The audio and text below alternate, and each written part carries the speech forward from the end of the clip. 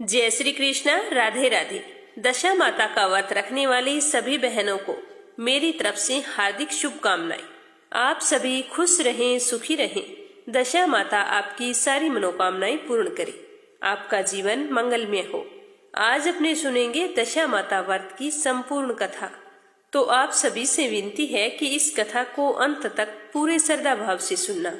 जब भी आप कथा सुने तो ध्यान रखें कि इस कथा में गेहूं की आंखें लिए जाते हैं, जो एक हथेली में लेकर दूसरे हाथ से उन्हें रोलते रहें और मन ही मन दशा माता का स्मरण करते हुए दशा माता की कथा सुनना शुरू करें।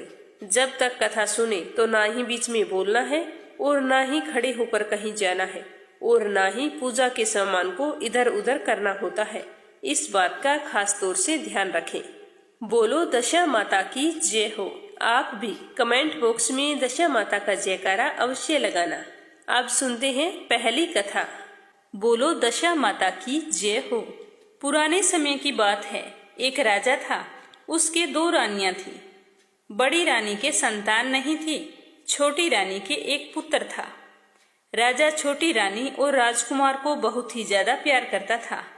यह देख देख कर बड़ी रानी को छोटी रानी से ईर्ष्या होने लगी। बड़ी रानी सोचती कि अगर मेरे संतान नहीं हुई तो राजा मुझे कभी भी प्यार नहीं करेंगे और हो सकता है मुझे देश से भी निकाल दें। तो मुझे कुछ ऐसा करना चाहिए जिससे मुझे छोटी रानी की जगह मिल जाए। तो बड़ी रानी ने सोचा कि छोटे राजकुमार को मार देती हूँ। राजकुमार के नहीं रहने पर राजा छोटी रानी को महल में नहीं रखेंगे और उसे नफरत करने लगेंगे। उसके बाद में मुझे छोटी रानी की जगह मिल जाएगी। अब बड़ी रानी तो हमेशा इसी ताक में रहती कि कब मुझे मौका मिले और कब मैं राजकुमार के प्राण हरूं। तो एक दिन राजकुमार खेलता खेलता बड़ी रानी के चौक में चला गया। बड़ी रानी ने राजकुमार के गले में एक काला सांप डाल दिया। तो छोटी रानी तो दशा माता का व्रत रखती थी। राजकुमार दशा माता का ही दिया हुआ था। तो दशा माता की कृपा से राजकुमार के गले में जो सांप था वह उसे बिना नुकसान पहुंचाए उतर कर चला गया। छोटी रानी को सांप के बारे में बिल्कुल भी खबर नहीं थी, पर बड़ी रानी ने सोचा कि मैंने इतना जहरीला नाग इसके गले में डाला, फिर भी इसका कुछ नहीं बिगड़ा। तो दूसरे दिन बड़ी रानी ने लड्डू बनाए, उन लड्डुओं में जहर मिला दिया और राजकुमार को आवाज लगाकर बुलाया। और जैसे ही लड्डू खाने के लिए दिए तो दशा माता एक दासी का रूप धारण कर वहां आ गई और राजकुमार के हाथ से लड्डू छीन लिए। लड्डू छीनते ही बड़ी रानी गुस्सा होकर बोली कि तुम लड्डू छीनने वाली कौन होती हो? यह मेरा बेटा है और मैं इसे लड्डू खिला रही हूँ। तो बूढ़ी अम्मा का रूप धरे दशा माता ने कहा कि आपको पता है इन लड्डुओं में जहर है। तो यह सुनते ही बड़ी रानी तो घबरा गई। उसने सोचा कि कहीं यह बूढ़ी अम्मा जाकर राजा को कहीं सच सच ना बता दे। तो उसने बूढ़ी अम्मा के पैर पकड़ लिए और कहा कि तुम इस बात के बारे में किसी और को मत बताना, आगे से मैं ऐसा कुछ नहीं करूंगी। तो दशा माता वहां से चुपचाप चली गई। बड़ी रानी का यह वार भी खाली गया। अब रानी को बहुत चिंता होने लगी कि कुछ भी हो जाए मुझे किसी भी तरह राजकुमार को मारना तो है। तीसरे दिन जब राजकुमार फिर बड़ी रानी के आंगन में खेलने गया तो रानी ने उसे पकड़कर गहरे कुएं में धकेल दिया। वह कुआं बड़ी रानी के आंगन में ही बना हुआ था। खूब बड़ा सारा कुआं था। तो रानी ने सोचा कि इस कुएं में से तो वो किसी हालत में सुरक्षित वापस लौटकर नहीं आएगा और ना ही किसी को पता चलेगा कि मैंने कुएं में धकेला है। जब कभी इसकी लाश देखेंगे तो सोचेंगे कि खेलता हुआ गिर गया होगा। तो यह सोच सोचकर बड़ी रानी तो बहुत ही खुश हो रही थी। पर जिसे बचाने वाला भगवान होता है उसे मारने वाला कौन होता है? दशा माता ने राजकुमार को कुएं के बीच रास्ते में ही रोक लिया, पर बाहर लेकर नहीं आई। इधर दोपहर हो जाने पर राजकुमार के ना लौटने पर राजा व छोटी रानी बहुत ही चिंतित होने लगे कि आज राजकुमार ना जाने कहाँ चला गया। अभी तक उसकी कोई खबर नहीं है। तो राजा ने अपने सिपाहियों को आदेश दिया कि पूरे नगर में जाकर मेरे बच्चे की तलाश करो। पूरा दिन तलाशते तलाशते सिपाही भी थक कर हार चुके थे। तो राजा और छोटी रानी पुत्र शोक में रोने लगे। जब दशा माता ने अपनी भक्तिन को रोते हुए देखा तो दशा माता को बहुत ही दुख हुआ और दशा माता सोचने लगी कि मैं राजकुमार को उसके माता पिता के पास कैसे पहुंचाऊं। सोच विचार करके दशा माता ने भिखारी का रूप धारण किया और राजकुमार को गले से लगाकर राज दरबार पर जा पहुंची। उसने राजकुमार को एक वस्त्र से ढक रखा था और वहां जाकर भिक्षा मांगने लगी तो राजा के सिपाहियों ने उसे धुतकार कर कहा कि हमारा राजकुमार गुम हो गया है और तुम्हें भिक्षा की पड़ी है। सारे लोग बहुत ही चिंतित और दुखी हैं। तो यह सुनकर दशा माता बोली कि भाइयों, पुण्य का प्रभाव बड़ा ही विचित्र होता है। यदि मुझे भिक्षा मिल जाए तो हो सकता है तुम्हारा खोया हुआ राजकुमार तुम लोगों को मिल जाए। तो यह कहकर जैसे ही वो दहलीज पर पैर रखने लगी तो सिपाहियों ने उन्हें आगे बढ़ने से रोक दिया। उस समय दशा माता ने बालक का एक पैर वस्त्र से बाहर कर दिया तो सिपाहियों ने देखा कि इस भिखारिन के पास कुंवर सा है। तो उन्होंने सोचा कि पता नहीं क्या बात है, इसे अंदर जाने देना चाहिए। तो उन्होंने उसे अंदर जाने दिया। अब दशा माता कुंवर सा को लिए हुए भीतर चली गई।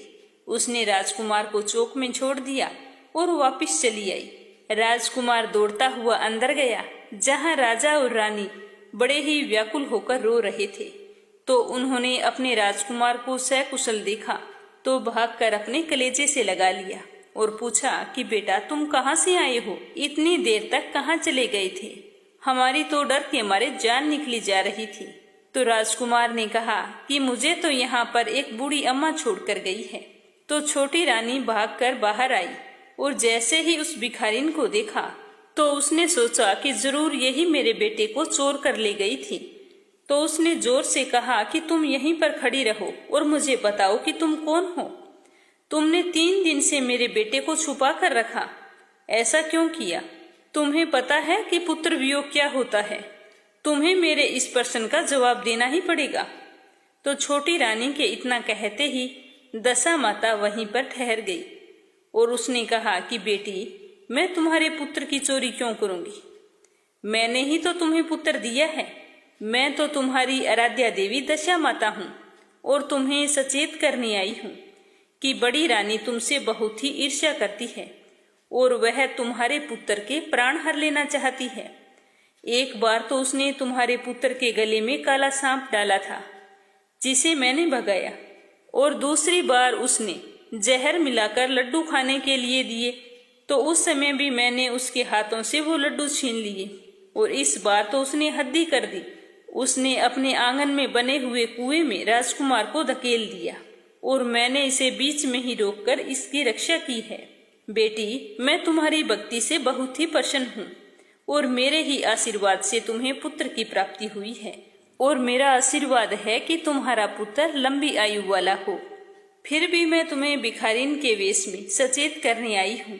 तो यह सुनकर छोटी रानी दशा माता के पैरों में गिरकर क्षमा मांगने लगी और बड़े ही विनीत भाव से कहने लगी कि हे माँ, दर्शन देकर जैसे कृपा आपने मुझ पर की है, मैं चाहती हूँ कि आप सदैव मेरे इस महल में निवास करें।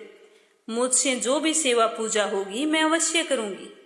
तो दशा माता छोटी रानी की बात सुनकर बोली कि बेटी, मैं किसी के घर में नहीं रहती। जो श्रद्धा पूर्वक मेरा ध्यान स्मरण करता है, मैं उसी के हृदय में निवास करती हूँ। मैंने तुम्हें साक्षात दर्शन दिए हैं, इसीलिए तुम सुहागिनों को बुलाकर उन्हें यथाविधि आदर सत्कार के साथ भोजन कराओ और नगर में डंडोरा पिटवा दो कि सभी लोग मेरा डोरा लें और व्रत करें।